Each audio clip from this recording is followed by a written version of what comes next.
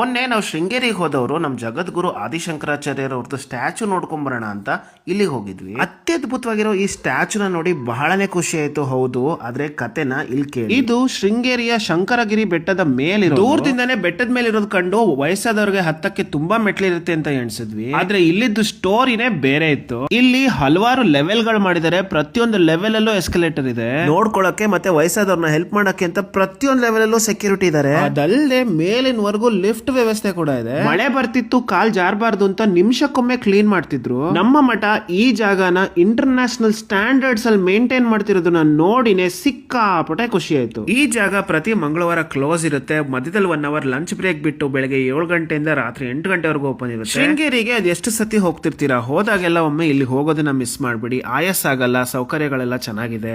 ಈ ಸ್ಟ್ಯಾಚು ಪಕ್ಕದಲ್ಲೇ ಇರೋ ವ್ಯೂ ಪಾಯಿಂಟ್ ಇಂದ ಬೆಟ್ಟದ ಮೇಲಿಂದ ಇಡೀ ಸಿಟಿನೇ ಕಾಣಬಹುದು. ವ್ಯೂ ತುಂಬಾ ಚೆನ್ನಾಗಿದೆ. ಹೋಗಿಲ್ಲ ಅಂದ್ರೆ ವಿಡಿಯೋನ ಇವಾಗಲೇ ಸೇವ್ ಮಾಡ್ಕೊಳ್ಳಿ. ಶೃಂಗೇರಿನಲ್ಲೇ ಸಿಟಿ ಒಳಗಡೆನೆ ಶಂಕರಗಿರಿ ಬೆಟ್ಟದ ಮೇಲಿರೋ ಈ ನಮ್ಮ ಆದಿಶಂಕರಾಚಾರ್ಯ ಅವರ ಸ್ಟ್ಯಾಚು ಮಿಸ್ ಮಾಡಬೇಡಿ.